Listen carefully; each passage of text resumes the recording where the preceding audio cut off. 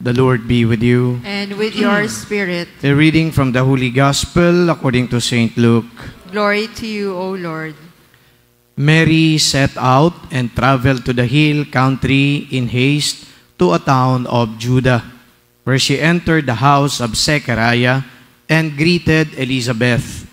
When Elizabeth heard Mary's greeting, the infant leapt in her womb, and Elizabeth, filled with the Holy Spirit, cried out in a loud voice and said, "Blessed are you among women, and blessed is the fruit of your womb. And how does this happen to me, that the mother of my Lord should come to me? For at the moment the sound of your greeting reached my ears, the infant in my womb leapt for joy. Blessed are you who believed that what was spoken to you by the Lord would be fulfilled." And Mary said, "My soul proclaims the greatness of the Lord. My spirit rejoices in God my Savior, for He has looked with favor on His lowly servant. From this day, all generations will call me blessed. The Almighty has done great things for me, and holy is His name. He has mercy on those who fear Him in every generation. He has shown the strength of His arm. He has scattered the proud in their conceit. He has cast down the mighty from their thrones, and has lifted up the lowly. He has filled the hungry with good things, and the rich He has sent away empty.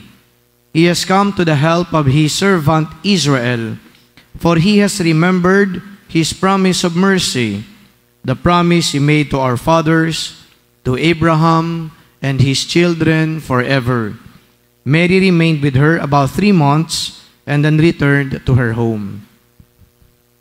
The Gospel of the Lord. Praise to you, Lord Jesus Christ.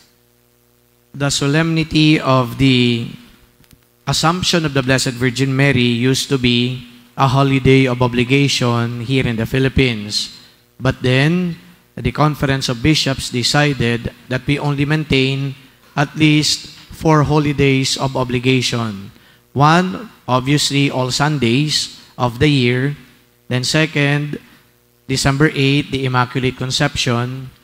December 24, the Nativity of Jesus. And January 1, the Solemnity of the Motherhood of Mary. But in some other countries, the Solemnity of the Immaculate Conception is retained as a holiday of obligation. This solemnity was pronounced by Pope Pius XII on November 1, 1950.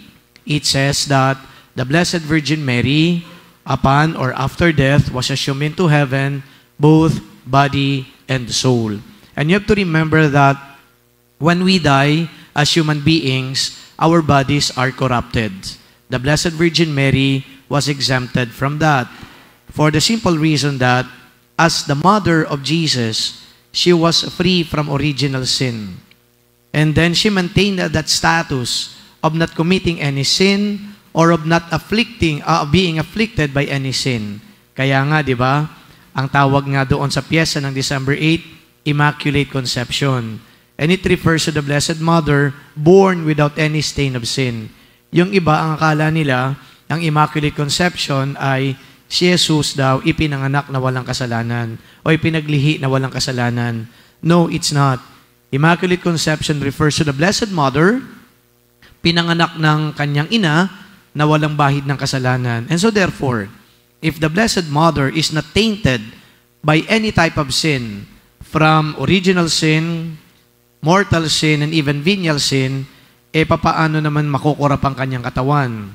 Ang teolohiya po ng simbahan ay ganito: we die and our bodies are corrupted because of the sins that we committed.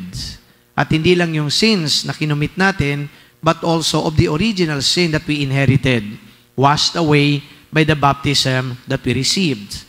So lahat tayo na ipinanganak, merong original sin, si Maria, wala nito. Lahat tayo, nung nagkagulang na, nagkaroon na ng isip, nagkaroon na ng lakas, gumagawa ng kasalanan. Si Maria ay hindi.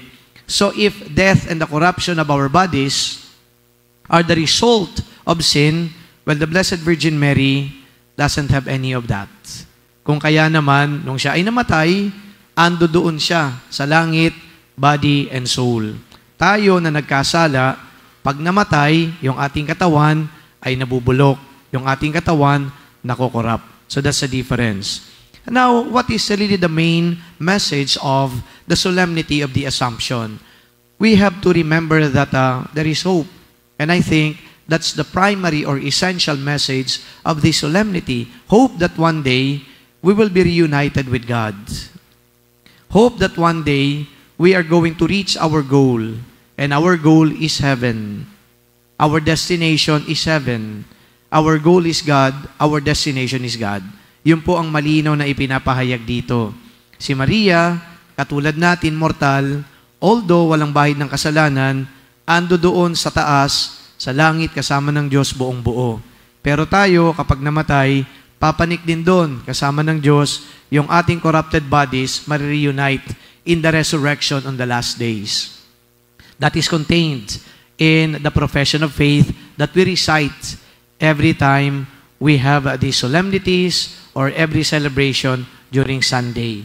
So the essential message is hope. May patutunguhan tayo. Now, if we talk about hope, at sinasabi na meron tayong patutunguhan, at ang patutunguhan natin, walang iba kundi ang langit, at tayo ay marireunite sa Diyos, may ini-imply ito. And what is the implication? That we have to prepare ourselves for that. At ano yung preparation natin dito? In the whole year, mapapansin ninyo, ang laging reminder sa atin dito ay maging mabuti tayo sa ating kapwa. Gumawa tayo ng tama sa buhay natin. Sumunod tayo sa mga utos ng Diyos. Last Sunday, if you recall, I emphasized in my homily na kailangan pala bilang paghahanda sa nakaamba na pagbabalik natin sa Diyos, sa hindi inaasang pagkakataon na naghihintay sa atin, ay ang ituring mong iyong kapwa ng maayos. Be good to your neighbor. Do good to them. So yun po ang paghahanda na implication nga nitong hope na hinihintay natin na mangyayari. We cannot be there. Simple way of putting it, we cannot be there if we have not been good to our brothers and sisters. We cannot be there if we did not obey the commandments of the Lord. We cannot be there if we have not loved enough, just like what God did to humanity.